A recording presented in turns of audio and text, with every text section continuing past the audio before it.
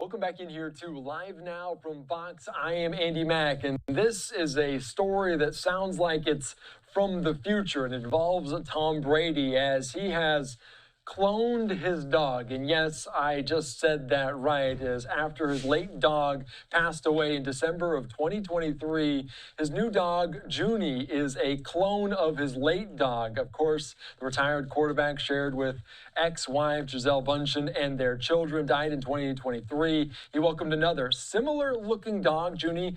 Nearly 2 years later, Tom Brady revealed that Junie is a clone of the late Pit Bull mix, of course, coinciding with the announcement as an investor in Colossal Bioscience, a biotech company that he is an investor in, worked with closely for his beloved dog. Let's continue on here on Live Now from Fox and bring into the conversation TMZ executive producer Michael Babcock. Thank you so much for joining us. And obviously, let's get into the minutia of this. What?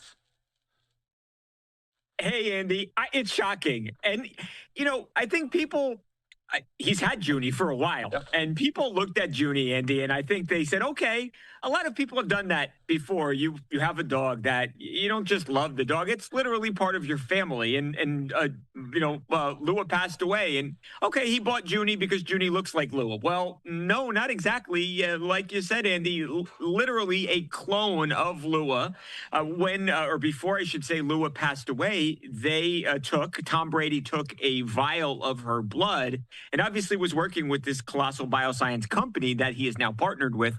And they actually cloned Lua, and it's a pit mix. And that is the dog that we now know is Junie. And I had never heard anything like it before, Andy. Obviously, I've heard about cloning animals and that was a possibility, but I had never heard of anybody cloning a pet.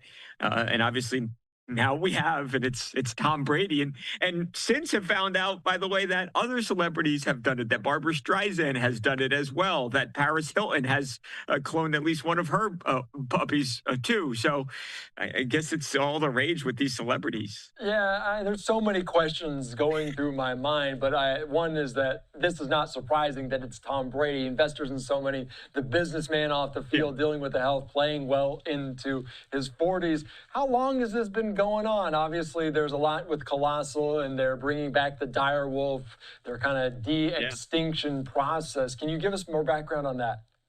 Yeah. I mean, if you read about, and I know the owner of the company has done some pretty high-profile interviews where he's really gotten into some of the, and incredible, I suppose it's how you look at it, but some of the really just almost, unfathomable things that they are trying to accomplish. And yes, the dire wolf, bringing that animal back from extinction, is just one of the things that they are doing. And I imagine that this is something that as time goes on, that will become more affordable.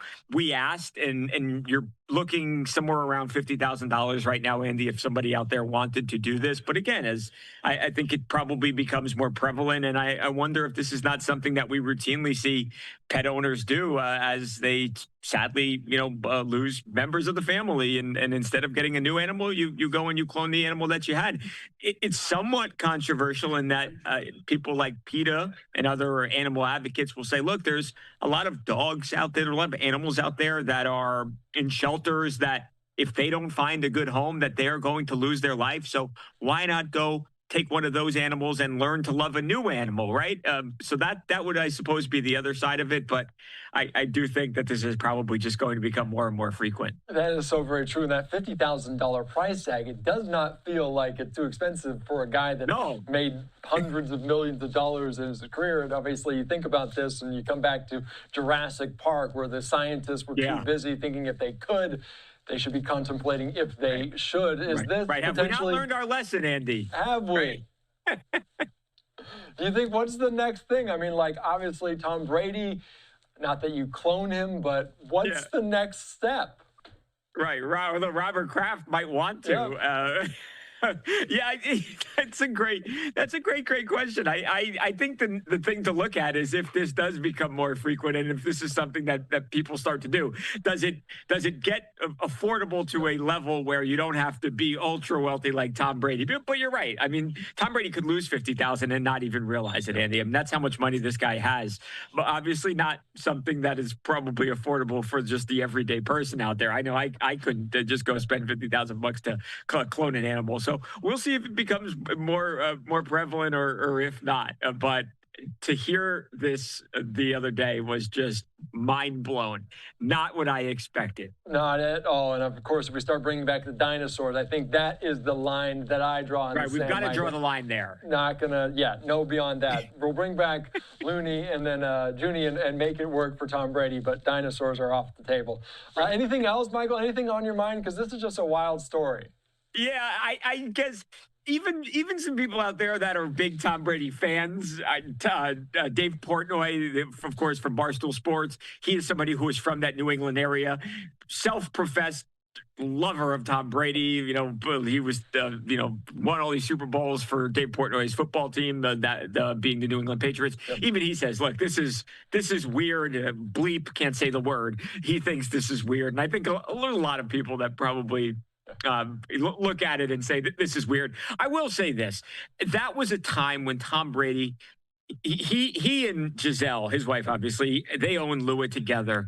This was a time where things were changing. He was leaving football. His marriage was breaking up. And I do wonder if having something that he was comfortable with and sort of an anchor to his past life, if that might have played a role here. Maybe, maybe not. Tom hasn't said that. Just something that stuck out in my mind. He was going through a lot of changes at the time, and maybe that's why he chose to do this. Yeah, that's obviously interesting. Obviously, an investor in Colossal Bioscience, and they're doing fascinating work. They're obviously very real reality stuff, bringing back. They want to bring the woolly mammoth back by 2028 or something. So very fascinating. It's a thing straight out of fiction, like Marley and Me mixed with the Terminator. But Michael Babcock, I appreciate your time. Thanks for joining us. Anytime. Thanks, Andy.